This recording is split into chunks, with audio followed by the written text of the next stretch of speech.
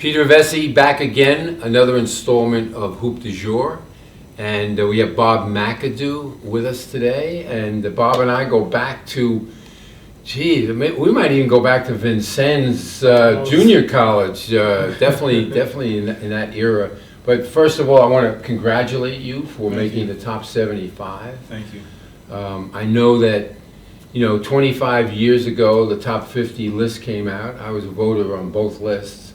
And I know that it hasn't bothered you at all in the 25 years that you weren't on that list. So tell me what you've been thinking about for 25 years. Well, it hasn't been an ongoing thing for 25 years, but right after it happened, it was really, it was awful for me because I knew the work that I put in, and I was a one-time MVP, and what a lot of people don't know is I came in second twice, so I'm almost a three-time MVP. And the only one not to make top 50. The only MVP and the only scoring champ that didn't make the top 50, so that was puzzling to me. That was brought to my attention by my oldest son because he was highly upset too because he didn't understand it. And it's just one of the things that's happened in my career. It makes you start thinking about things that had happened in the past. I said, why am I always involved in political stuff that's not right for me? I mean, I was in an all-star game, I think a 75 all-star game. I had 30 points and about 15 rebounds, and when they did the final tally, I was 8th in the voting for MVP, and Julius had 30 points and I think about 4 or 5 rebounds, and he made MVP. And I'm like, was that 76? I think it was 75, 76. 77. And I just, it's just politics. It's just, I said the politics is just so bad. I mean, even my daughter got caught up in it, with her athletic career. She was, we went to the banquet, my wife and I went to the sports banquet at her high school, and she didn't get female athlete of the year. And I'm like, how is this possible? She won the state championship in singles and doubles. The team won the championship. A week later, she gets a box about this big, and a trophy is in it. She's the National High School Player of the Year for the United States, and she didn't get the best female athlete. What's her name? Rashida McAdoo. Right. Maybe she should have changed her last name. They should have changed her last name. But this stuff has not only hit me, it's hit, and that matter of fact, that hurt me worse than not making the top 50. But it was a painful thing because the energy and that you put into it. And you start thinking of, I remember Leroy Neiman did a painting of the top 10. This was in the 70s. I can't remember everybody was in it, but I remember the top 3 had Kareem, Wilt, Russell. The next line had me, Julius Erving, Tiny Archibald, and I can't remember the other. We were considered the top 10 players of that era. And I'm like, what happened? Was it because I went to Italy after my career, or was it because the second half of my career people were bringing me off the bench in LA and Philly? I mean, what was it? Couldn't put my finger on it. I said, what? How could that have happened? I suspect that it had a lot to do more with you being traded so many times during the height of your career, which was very difficult to understand. That was out of my control. Right, but people wonder, look, people who are voting, a lot of them didn't cover the league. Mm-hmm. There were new guys and stuff. It's like the new vote. I'm glad you got your due finally, mm-hmm. But a lot of the guys that voted, they never saw you play. No, they don't know. No, they don't know. But whatever, they made amends to you and Dominique for not making that top 50. But I think the trading, there was a lot of negativity around No, not Buffalo to Knicks, because that was a cash thing.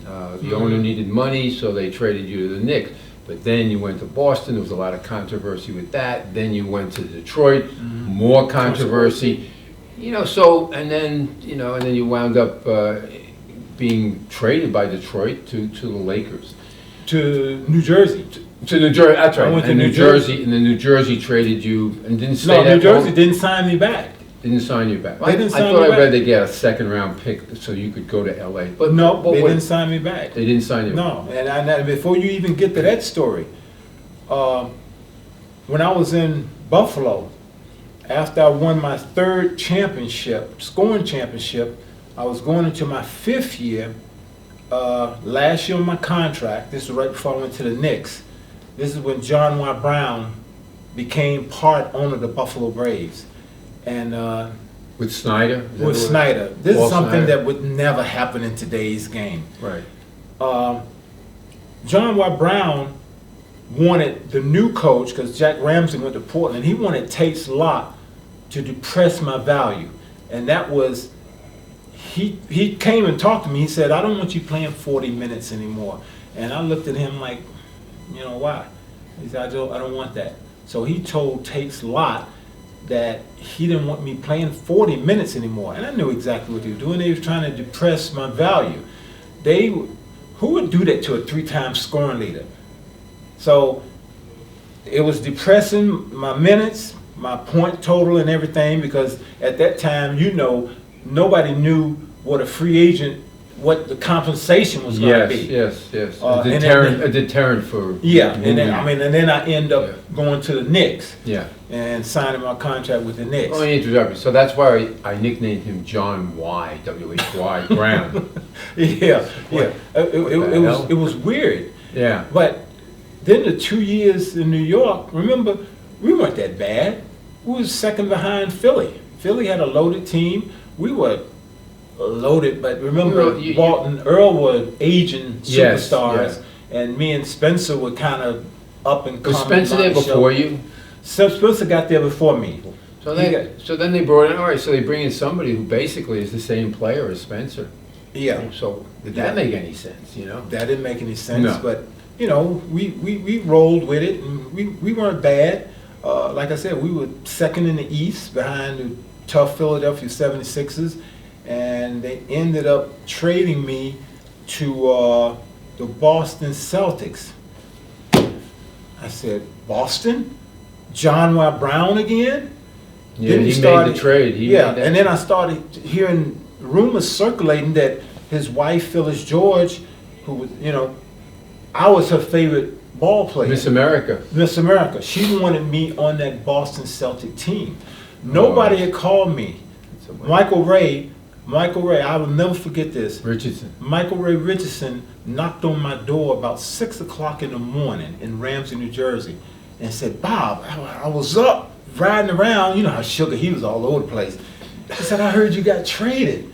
I said, what are you talking about? I come to the front door, wiping my eyes and stuff, and I said, go get my paper. He went, got my paper, New York Times. What? And What? You mean the New York Post? Not the Post. I didn't get the Post. I ordered the Times.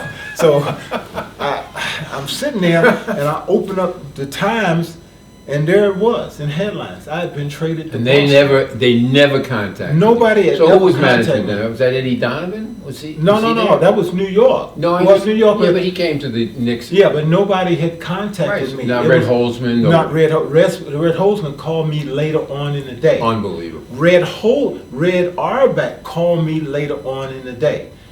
They didn't know anything about the deal. I guess it was something that was done between John Sonny Wise Werblin and John White. and Yes. John White. Yes. So- yes. Here I am. I'm stuck in limbo for a week because my agent at the time, Bill Madden, Right. he My agent also. was he? Well, Bill he wanted my deferred money guaranteed to me by Gulf and Western. He didn't want Boston Inc. because John Y. Brown, he was ABA owner. Right. In his mind, he was shady. And Yep. and then me, I was afraid about Boston because at that time, Boston to the black players in the league, where it was considered a graveyard for black players. Nobody wanted to go there because we knew when you got traded from Boston, you was going to get dogged. Your reputation is going to be destroyed. When you got traded from New York to Boston. Right. We didn't, you know. I mean, the black players there had a tremendous careers. I mean, Auerbach, you know, with all black first lineup, first ever black. I mean, yeah, but you read the story of Bill Russell. He never liked Boston. Right. No, I understand they didn't like Boston, but the Celtics itself, that was. Yeah, but when you look at the history of the players that left there, their reputations were destroyed, and even when they didn't sign me back. Well, let me not even go that far. All right. After they got all the paperwork together, and I went to Boston. Remember, I was George Gervin, David Thompson, Bob McAdoo. I was third in scoring. I get there, Casey Jones tried to put me in a game with 3 minutes to go, and I refused to do it. I thought Cowens was the coach. It was Cowens and KC. They tried to put me in a game with 3 minutes to go, and You hadn't played the whole game. I hadn't played And the whole game. now they're gonna put you from in the trade. They're 3 going to minutes. put me in with 3 minutes. Who does that? Who does that? Um, And I refused to do that. Right. So I think the management knew they were going to have a problem with me. Right. You know, because I wasn't going for that. Right. You know, but I understood what was happening. You know, John White Brown went over Red Auerbach's head. Correct. And made this deal, and Red Auerbach was the president of the basketball operation. So Yeah.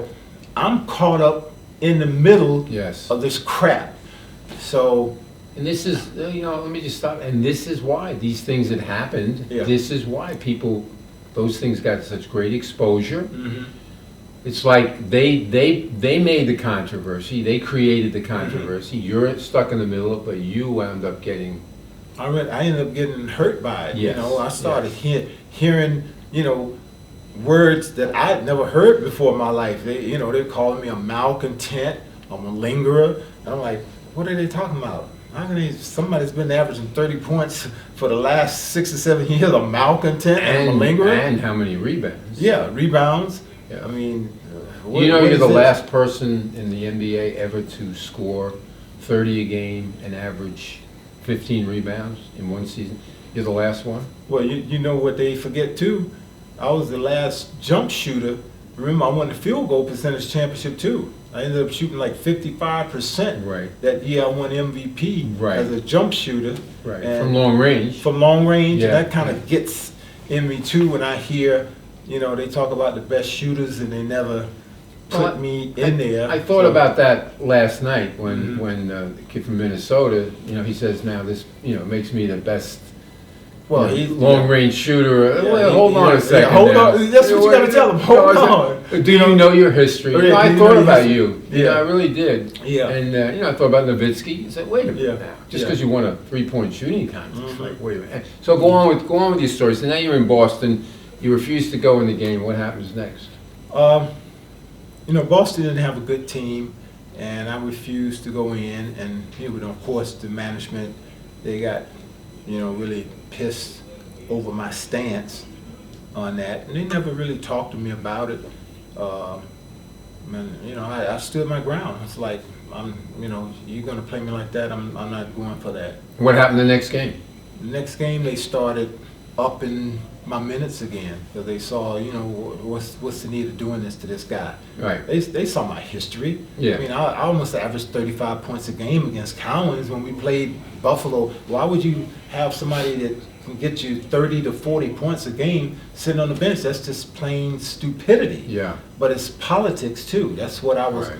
caught up in. Yes. And it just never stopped. I mean, even after I got to, I ended up, they made the deal. They sent ML Carr, and I don't know what the final deal was, but you know, Yeah, they signed came ML in. Carr. The Bird and them came in the next year, Yes. and they sent me out to, you know, Detroit and everything, and Detroit was another disaster. Dick Vitale was the coach. Dick Vitale, and the general Richie manager. Adubato, Right. Scotty. I mean, I had 3 coaches in 3 years, Mhm. and you know, bad team.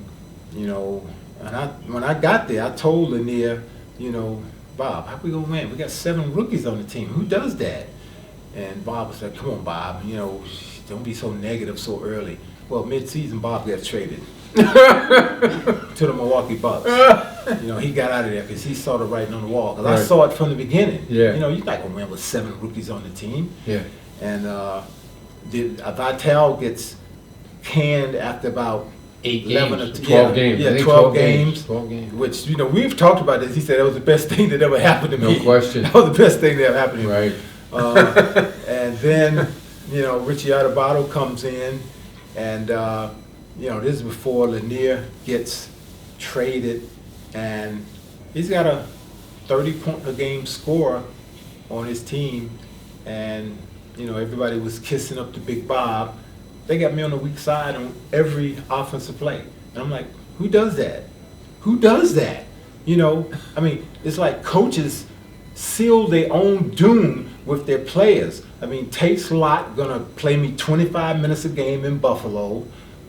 Richie Adubato is gonna, instead of running the offense through me, but I understand, he's caught in a situation. Bob had been Mr. Detroit. Yes. But you're talking about a 30 per game score versus a 22 game score. It seemed like logic would tell you, let me run stuff to his side first. But it never happened like that. So I end up getting injured in Detroit my second year, and things are getting stressful for me because it's the last year on my contract, and I'm out. I think I had an abdominal pull that kept me out for a couple of months, and then when I came back, they held me out. They didn't want me to play. And I started scratching my head when I'm looking at this Flores situation with the Miami Dolphins. I said, this stuff doesn't only happen in the NFL, it happened in the NBA too. They thought they were going to be in the Ralph Sampson sweepstakes, losing Yes, and stuff, losing on purpose. and losing on purpose. Yeah. So they held me out. I didn't want to be held out. I wanted to go out. I was getting healthy again. I wanted to go play because this was the last year of my contract. Well, Ralph Sampson ends up going back to school for his 4th year. Right. So here I am, stuck in limbo, don't know what I'm gonna do. They get, they end up putting me on waivers near the end. New Jersey picks me up. They told you to go home, didn't they? Jack McCloskey was the GM. Yeah, well, Jack McCloskey loved me. Jack McCloskey tried to recruit me in Wake Forest. Oh, he was sure. on my He was the side. coach. He was the coach at Wake Forest. Yeah, he was the coach at Wake Yeah. Forest. He tried to recruit me. So, he always talked to me and everything. He was basically on my side. Some other stuff was going on in the Detroit organization, and they ended up putting me on waivers, and New Jersey picked me up, and I ended up playing the rest of that quarter of a season with New Jersey, and we did okay. So now I'm hoping, okay, I'm home. I still got my house in Ramsey I kept from my Knickerbocker days. So I said, I'm home, even though it was all the way in Piscataway. I didn't care. I was going to drive from Piscataway to Ramsey. Yeah. They ended up not signing me. I needed a foot operation. I got my foot operated on right after the season, and Who was the coach there then? Larry Brown. Larry Brown. Yeah. So what, Former North Carolina. guy. North Yeah, Carolina. former Carolina So guy. why would he not try to resign you? What Who was knows? that? Who knows? Right. Who knows? Get Larry on the phone. Yeah, who knows? But they didn't sign me, so I'm out right after the season. We didn't make the playoffs, so I'm out from April until basically December. Mitch Kupchak blows his knee out. Another North Carolina guy. North Carolina. Mitch blows his knee out Mhm. with the Lakers. He had just signed a big contract with the Lakers. Right. He blew his knee out. As a free agent from Washington. Washington. Yeah. And the Lakers started looking for players. They sent Dave Wohl. Dave played with me in Buffalo. He was assistant to Pat, and he watched me. I hadn't played Pete in 6 months, so I was out of shape. But I could always shoot the ball. Dave Where'd he come to watch you? He just came, I don't know, he came to some school and watched me shoot, and he saw me shoot, and my foot was getting better, and after about 20 minutes, he said, Bob, Bob, I know what you can do. Right. You know, I'm just seeing how you are physically. He saw that I wasn't in shape, but he probably felt, you know, once I got with the Lakers, I was praying that I could get with this team, because after being with Boston, Detroit, New Jersey, Right. Pete, I had done everything in my career individually. The only thing left was a championship. That's what, you know, players fight for, is a championship. When I started looking at their roster, I said, hey, Kareem, Magic, Jamal Wilkes, Norm Nixon, you know, Michael Cooper. I said, Worthy hadn't gotten there yet. Oh, he hadn't gotten there. Yeah, he hadn't gotten there yet. Okay. I said, this is a team, if I can just get there, you know, this would be a chance for me to possibly win a championship. So I went out to LA, they decided to sign me. I signed a 1-year contract. I said, this is it. Okay, this is it. yeah, so no problem with contract. You No, just no want to problem. be there. I You just wanna wanted to be there because Okay, yeah. after the last 3 teams, you know, bad press from Boston, bad press from Detroit, New Jersey, nothing was going on. It's just, you know. Bob, this is why you didn't make top 50. You just said bad press, bad Bad press. Those press, are bad those are press. people who are voting. Yeah, bad press, bad All right. press. Don't think about it anymore. Now you know the answer. No, that still shouldn't be the answer. Because, I mean, I understand where you're coming from, but from where I'm coming from as a player, I mean, look at my past results. Right. You know, you put a guy on a bad team, you know, what is he going to do? You know, I mean, you got players in this league that have, I know how reporters are. If you're not on a championship team, they don't consider you one of the best. But I don't see it like that. I mean, Patrick Ewing is a great player.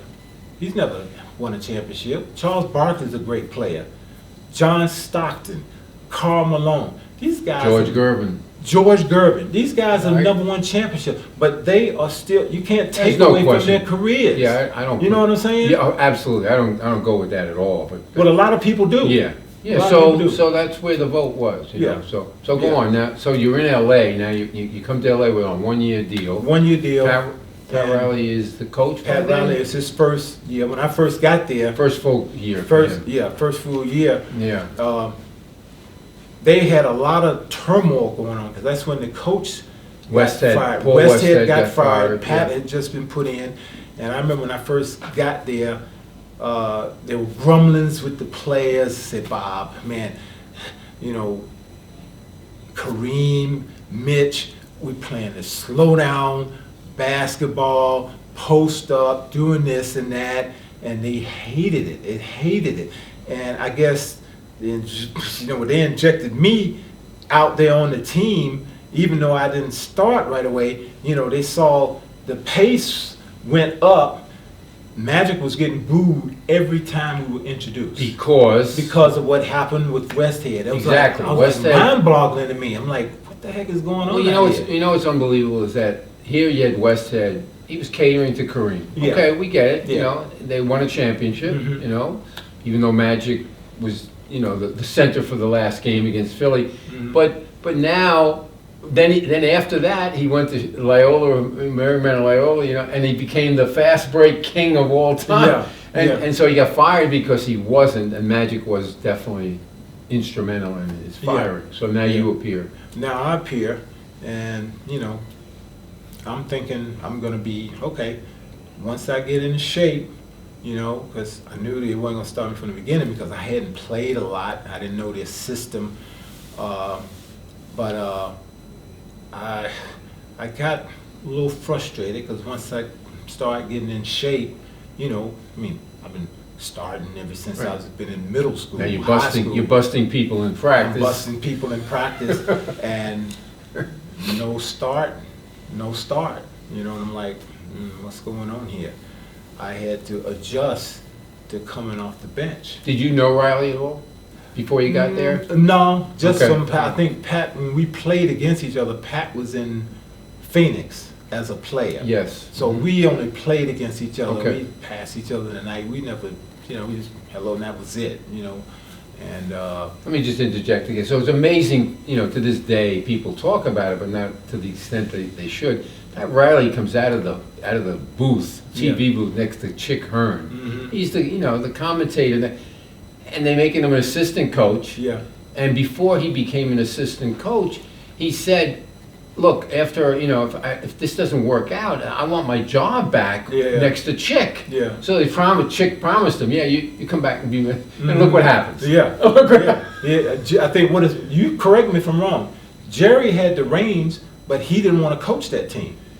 Is that right? Jerry West. They were Jerry supposed West. to be co-coaches, and at the Mhm. press conference, Jerry West, no, He said Pat's going to be the coach. Pat, okay, That's it. That's what happened. That's kind of what I heard. Yeah. So Pat ended up taking the reins, and the rest is history Oh, for my. Pat. It's You know, amazing. we Yeah. we won that championship the first year, and But you stayed on the bench the whole I year. stayed and on the bench Did you the ever whole talk year. to Pat about? Yeah, we talked about it. We talked when we put in the back of our Miami Heat planes. He said, "Mac, I know you were pissed off at me and everybody walking because you never started." Because I just felt, the three guys that had played before me, it's like I never got a shot to start. I think when I first got there, Jim Brewer was starting, and they didn't settle on him. Then they went to Mark Landsberger.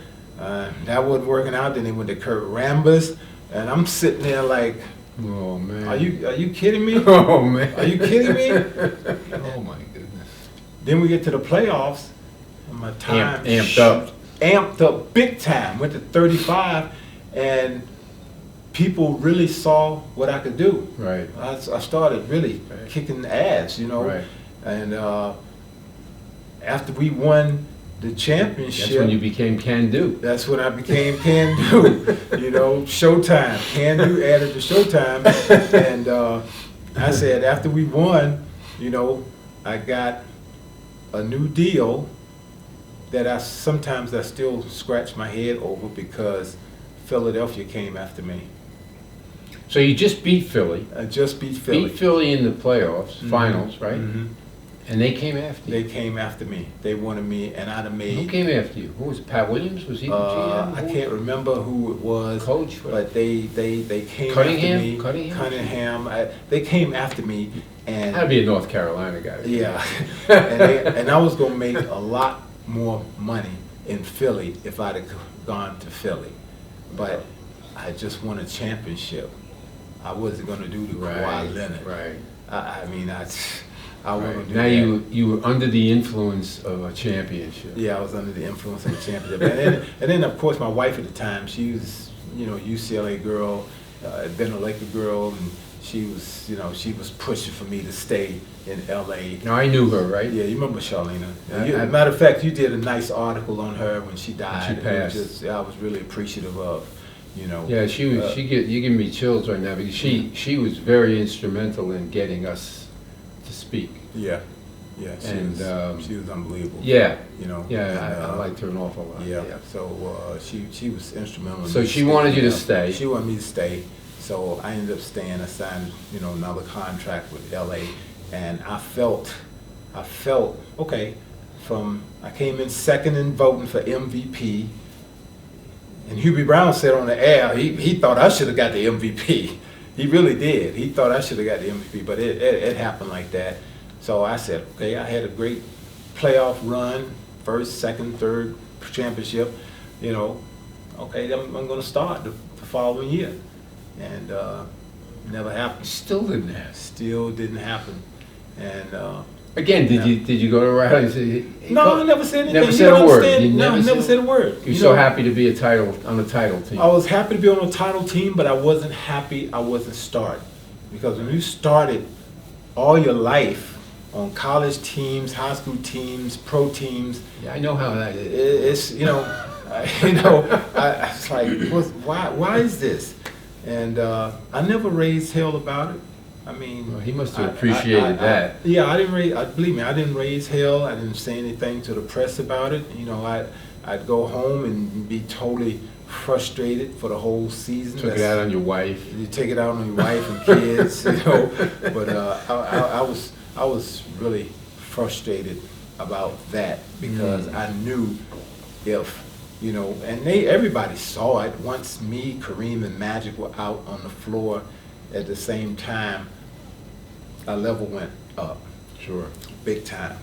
But, you know, because we had so much talent, we were still winning. But, you know, in '83 and '84, we had injuries which probably cost us from winning 4 straight championships. Including yourself, right?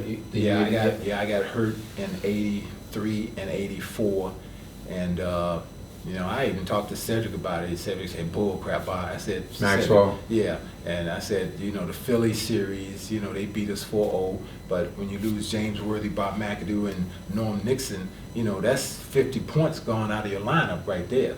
So it was too much for Kareem and Magic to overcome. It was just too much. And then we got hurt. We got beat in Boston by the bad pass.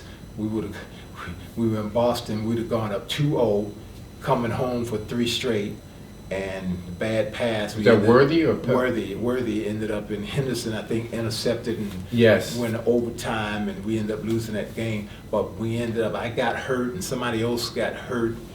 Maybe Brian Scott got hurt, and we lost. I was the top bench guy, and you know, injuries messed us up again in '84 because you know about the Boston LA series. You know, LA had never beaten Boston in a series. Yes. So that was on our minds too. And you know, how you gonna beat Boston if you're not 100% healthy? Right. So the following year, we were able to get back. That was on our minds all season. We were hoping Boston was going to be there, and they were, and we were able to get that championship. And you know. So Bob, the 4 years you were there, finals each year? Each year, 4 straight years. I've never even thought about that. Yeah, we just got mentioned it. Finals each year, 4 years in a row, and injuries. That's why you said you could have won 4 in a row. I could have won 4. I get 4 in a row. And you know, I told people, you know, people used to talk about. They made a big deal out of LeBron, Dwayne, and Chris Bosh, and I had to remind people. I said, in the history of this game, do y'all study history? I said the Los Angeles Lakers. We could put 3 MVPs out on the floor at one time. Who does that? Who could have done that? Nobody even talks about that.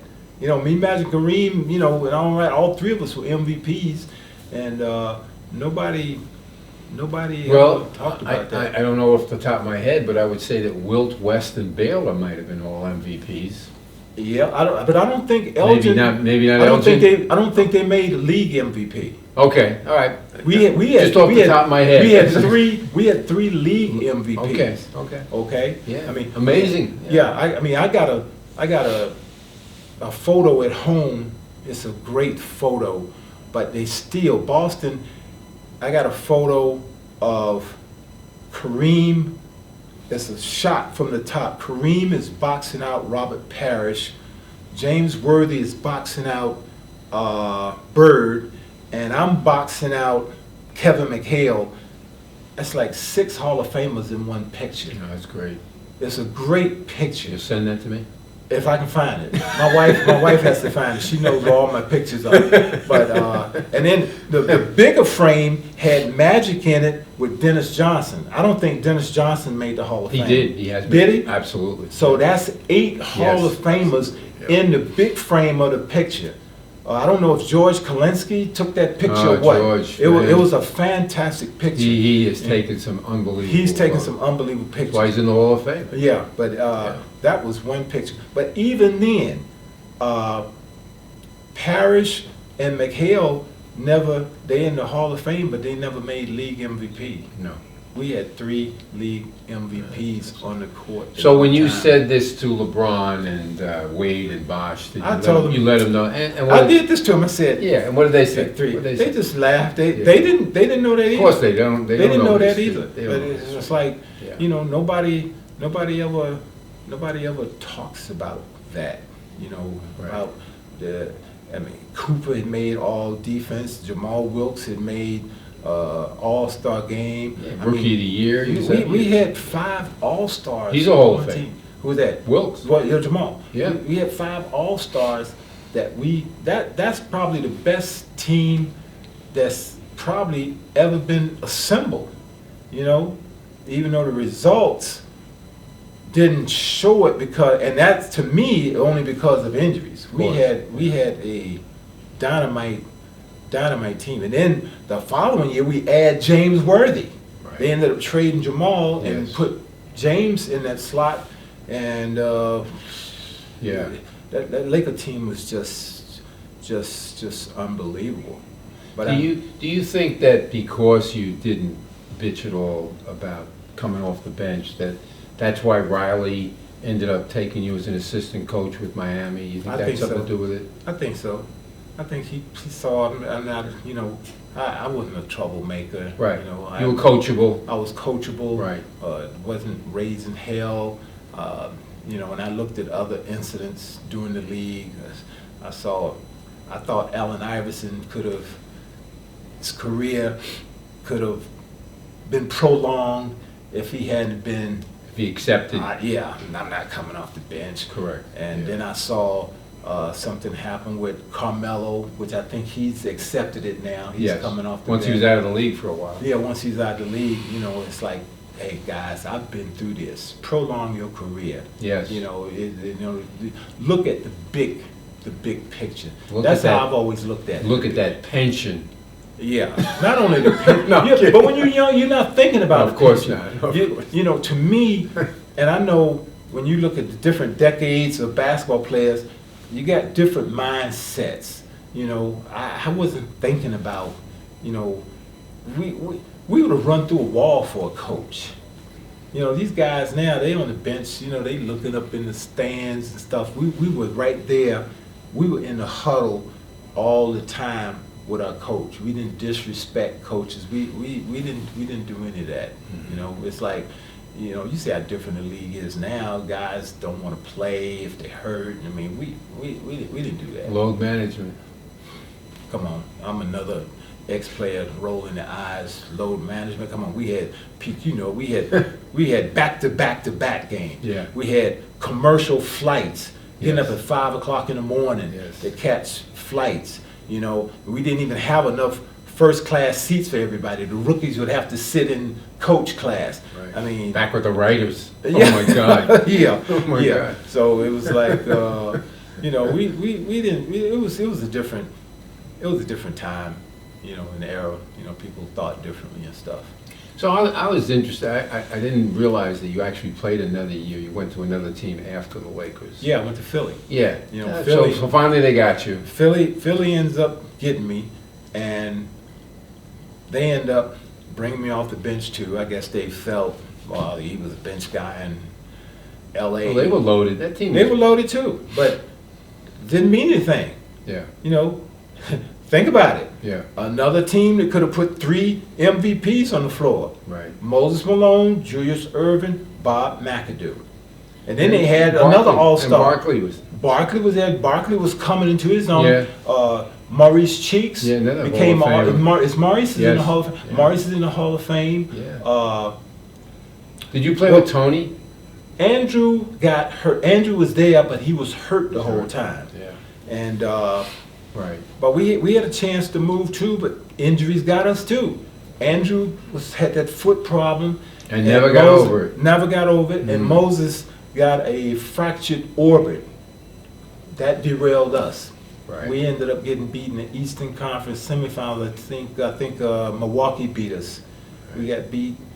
Injuries got us, but we had a fantastic team too in Philly. Then after Philly, I thought they were gonna sign me back. I was coming off the bench, averaging 15-8.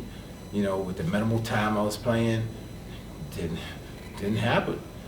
Dan Peterson had been calling me from Italy and writing me. All right, let me stop you. Let me set the stage here. So most people, that don't live in Europe would say that, Bob McAdoo's career ended, in Philly that year. Mhm.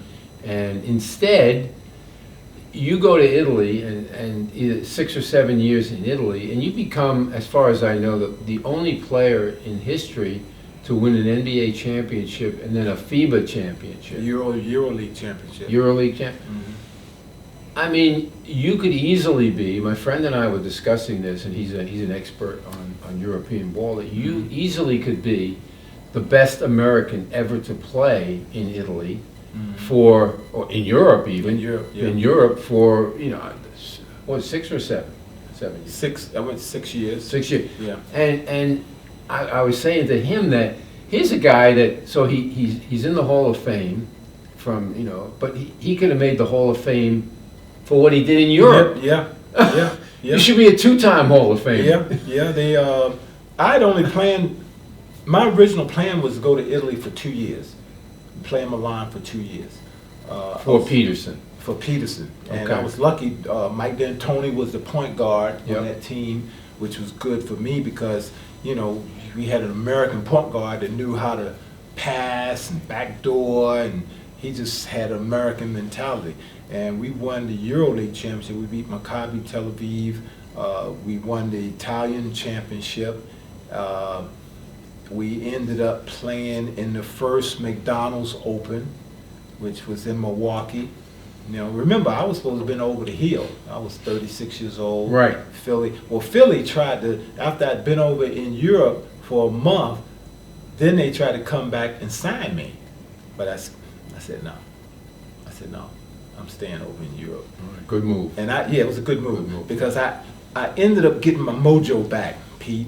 After being on the bench 4 years in LA and that, half a season in Philly, I wasn't feeling altogether right because coming off the bench just wasn't my thing. Right. I got to Italy, I got to play a lot, and it's like You got the respect. I got this game just popped up again. 1 year I led the league in scoring over in Italy. Won the MVP in both EuroLeague. You won games. many MVPs. I saw it. I won the MVP in the EuroLeague, Right. and just living in Italy was just fantastic for me. I heard you met your wife. Yeah, I met my wife there. I met the love of my life over there because Say her name. Say her name. Patrizia. I met Patrizia in a town called Forlì because I lived in Milan for 4 years. That was another strange thing. I'm in Milan for 4 years. We're so successful, and they decided not to sign me back. So I was probably done with Italy, and then a team from Forlì said, "Bob, come on, we just moved up from Division II. We need a superstar type player." So I ended up going to Forlì, and I thought that was going to be a 1-year deal. That ended up being a 2-year deal. And Well, it's more than that. How long you married to your wife? 30 years. That's a 30-year deal. That's a 30-year deal. Yeah, that was a 30-year deal. And it was just my 6 years in Italy was, when I look back at my blocks of basketball, Italy, those 6 years in Italy was the most fantastic time for me out of all of my basketball experience. I was in good cities, the 2 cities. Milan was great for me. Forlì was great for me. Had great success in those 2 cities, and you made some Hall of Fame over there too, right? Didn't they put I you made. in the European? I was 25. I think I made the 25 best personalities or players, however they worded the thing, in EuroLeague history. When I was over there, I played against Tony Kukoc before he got to the NBA. Yeah. Marshallonis, yeah. Sabonis. Yeah. I saw these guys in Italy. I'm trying to think of the other center that was the GM for. Yeah, Dino Radja. Yeah. What was the general manager for Sacramento? Vlade. I played. Petrovic. Do you play against Petrovic? Petrovic. I There played you go. against all these guys before Right. they got to the NBA, and I was saying then, I said, man, these guys can play in the NBA. They're fantastic players. They were young, but they were fantastic players, and all of them ended up playing in the NBA. I played against these guys, and we beat these guys when I was in Milan for the. And almost everybody you named is in the Hall of Fame. Too. Yeah, the Springfield Hall of Fame. Yeah, those guys are fantastic, you know. And the one guy that I introduced in the Hall of Fame, he never came back. You remember Nick Gallis? Sure, Nick from Gallis Greece, from Greece. Sure. Nick, I was proud. He told the Hall of Fame he wanted me to present him, and I nice. did. Oh, nice. Yeah, it was very nice. But he was one hell of a player too, from Greece. He was the one guy that didn't come back. He stayed, but he was like a god in Greece. You know, before they called Giannis the Greek freak, he was the Greek freak. The little Greek freak. The little Greek freak, exactly. Yeah. Exactly. Well, no, you told me before we came on camera, you told me about 1972 Olympics, how we lost to Russia. Everyone knows it's controversial, losing to Russia. But you told me something I had no idea. Tell the audience about what happened. 1972. Jim Jones, and Brian Taylor. We were the stars of the Pan Am team, and what year? That was 71. Okay. That was we went to Cali, Colombia to play, and another injury derailed us. I got hurt the last week in practice.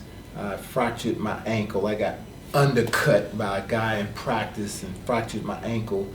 And, because we were favored to win the Pan American Games, and all of us were juniors. Brian was a junior at Princeton. I ended up going to North Carolina my junior year, and Jim was at Marquette. And we were the mainstay on that team. And all of us had good junior years at our respective schools, and we would talk.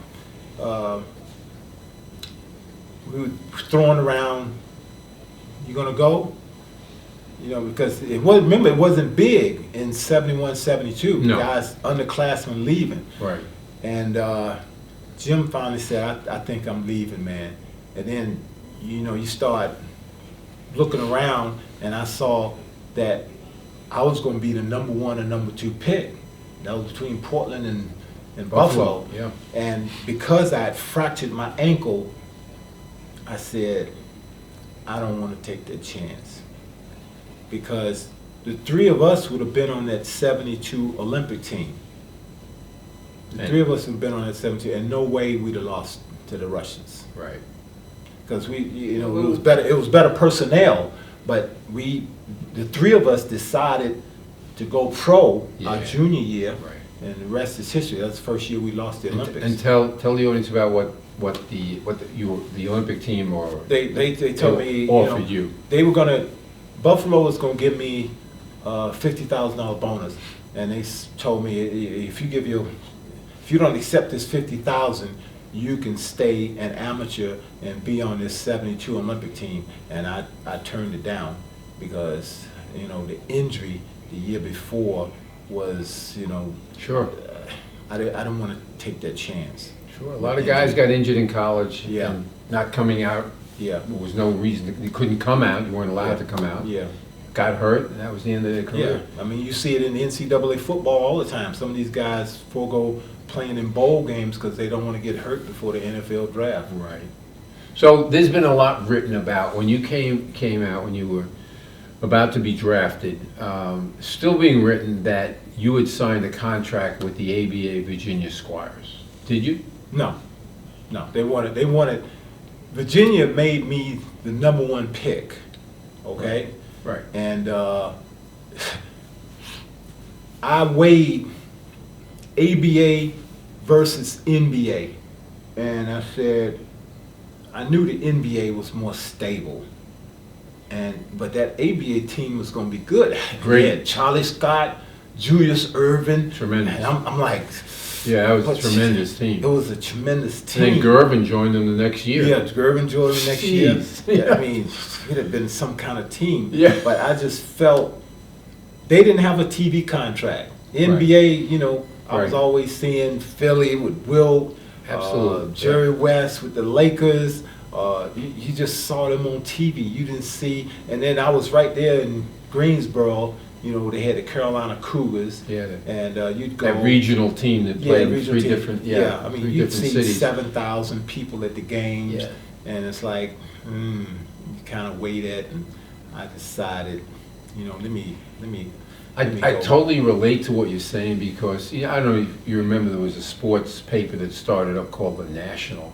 And a Mexican guy owned it, and they came after the best writers in the country, sports writers, and I was offered a huge contract with them. Yeah. And I turned it down to stay at the Post. I said, and the reason being, I wanted to be read. Right. You wanted to be seen. I wanted to be seen. And I said, no. I wanted to be I seen. said, it was 3 times what I was making at the Post. I wanted to maybe be seen. 4 times. I wanted to be seen. I wanted to be seen. So I have a story about your negotiation prior to the draft.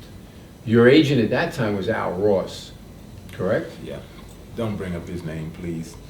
Okay. Well, unfortunately, No, go ahead. Unfortunately, I have Go to. ahead. So, Okay. So So he told me that the negotiation with Portland, who had the #1 pick, it was going great. You know, they agreed to the contract before the draft and everything.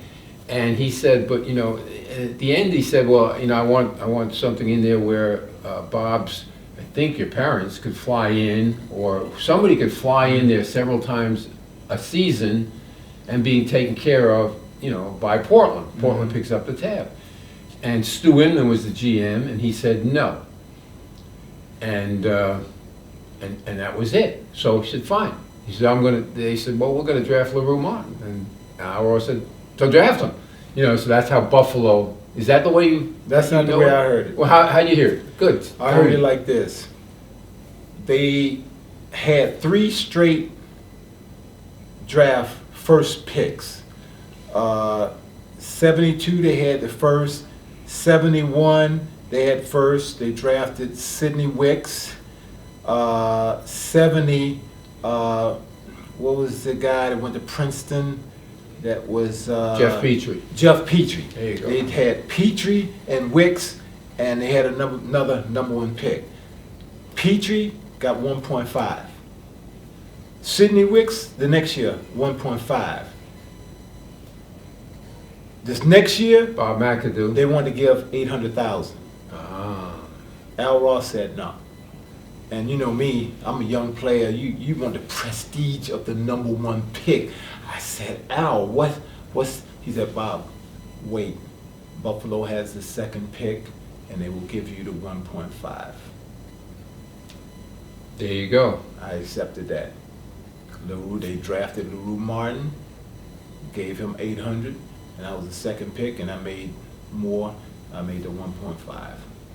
And I ended up in Buffalo, and rest is history. I'm glad to finally know the ending to that. Because, but I knew all along that you did not sign with Virginia. No. You know, interesting that, you know, Al Ross became an agent who took several ABA players and took them to the NBA. One being Charlie Scott, who was with Virginia. He took him to Phoenix. He took Spencer Haywood from Denver to Seattle.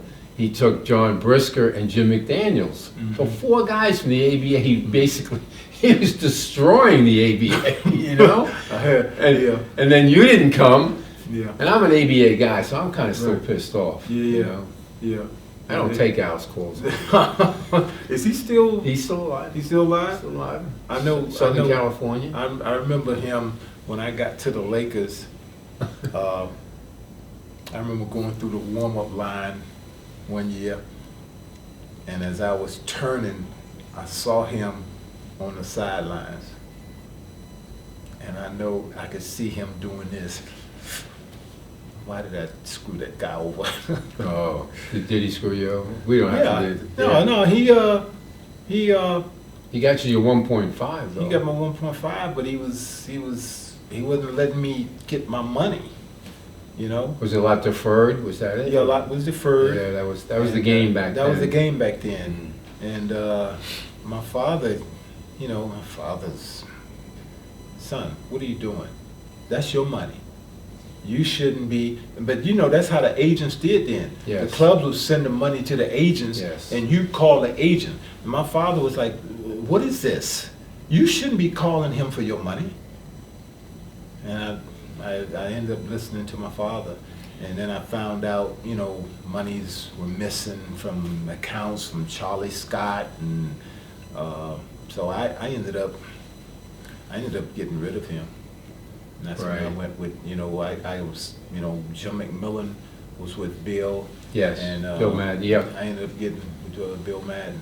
Which brings us right to, you mentioned Jim McMillan. Mm-hmm. And he died, I'm not exactly sure the year, but I went to the funeral. Yeah, I was there, I remember. I know. And Fantastic human being. And you went to the funeral. Mm-hmm.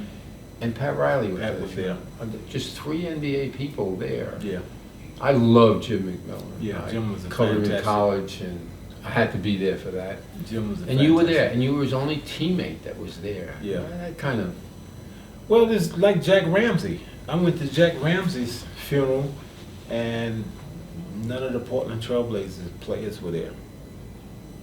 That's And terrible. that's kinda- That was terrible. Yeah, because Yeah. those guys, they won a championship with him, and not a single one of them showed up. Not a single one of them showed up. That's sad commentary. I It didn't is know sad. that. I didn't Yeah, it know is that. sad. But I was sad to see that the 3 of us were the only ones there. Yeah. I stayed close with Jim till he Mhm. died. And I lived up near Columbia, actually, when he went to Columbia. I lived up Mhm. in that area, and we stayed in touch. And he was so smart. He was a smart guy. He was. My daughter's middle name is named after his wife, Alexis. Are you My in daughter's touch with name her? is Reed. Last time I saw her was at the funeral, Okay. but I named my daughter Rashida Alexis McAdoo because both of them were just, you know, she was a fantastic teammate. She was a sweet girl, you know, good, and you know they were older than me, but it was a name that I really liked, and I gave it to my youngest daughter. So again, obviously, you were really close with Jim. Mm-hmm. But why do you think nobody else from Buffalo or the Knicks showed up? I don't, you know, it's like I don't know. I need to do a book You know, on that. I know people are busy in life now. Yeah, you but know? some guys make a I know. an indentation in your heart. I know. Man. That guy I know. was. I know. Some of the things that he told me, I still remember to this day. Mm-hmm. You know, about how contracts were done, and you know, Mhm. like he went into the Knicks, you know, for a contract. I mean, I'm sure you're used to this stuff. You know, and all season long they'd be congratulating him on, you know, sacrificing, you know, making the extra pass, setting the pick, do all that stuff. And then he goes in to talk contract with Eddie Donovan, the general manager, and they start talking about, well, you know, statistically, you know, you can only average this, you know. He said, Yeah, I mean, they do that. yeah. They do that. Yeah. I learned a lot from Jim McMillan. That's what they did. I mean, it's just like when they tried to suppress my playing time Right. in Buffalo. I mean, you look at that today, and it's like, you think they would have done that to James Harden or Stephon Curry or Kevin Durant after they won their scoring championship? You come back, or LeBron, they come back the next year and say, well, we're going to play you 25. No, it's 50. I mean, you look at it in today's, you say that's ridiculous. It's crazy. It's crazy. It doesn't make any sense. But that's the way this stuff was back then. So did you ever think, we're going to wrap it up, but did you ever think that you and I would be actually doing this interview? Or- Nope. I thought you'd be a New York Post guy forever and ever. No, I You know? understand that, but you know, when you were playing for the Knicks, I was pretty tough on you at Yeah, you were. times. Yeah, at times. Yeah, you were. But Yeah, you were. I'm glad, I'm really glad that you agreed to do this. Yeah, I you know. But you know what it did for me though? It made me tough, because you know everything is not going to be peachy cream and rosy and great, and you know you got to take criticism along with, you know, even though some of it wasn't fair, Oh, no, definitely not. you know. No, But, very unfair. you know, believe me, I was on edge every night. I was on edge in New York. I've always said the press in New York, to me, I said, if you're not 82-0, they're not happy. you're not happy. It was always something going on Right. with me or some of the other Spencer. players. Spencer. Oh, yeah. You know, I mean, I remember they calling Spencer Deadwood and Jeez, stuff who like did that. I don't know. I hope I wasn't you, Pete. I mean, it was everybody was on edge. How about all the Driftwood? time. Driftwood. I mean, it was the name calling was just so bad. Oh, a little God. nickname here and there. Yeah, it was so bad. But I mean, we got through it. But it got us ready for other teams that we went to. I mean, everybody else was like a cream puff after we left New York. If you could deal with New York, you could deal with anything. Unbelievable. Well, Bob, to close it out, again, I want to really, congratulate you Thank on you. a long overdue getting Thank you. recognized and Thank you. have that beautiful jacket, Thank you. ceremony, Thank you. Thank you. and a beautiful wife. Thank you. Thank you. I did the right thing. I did the right thing.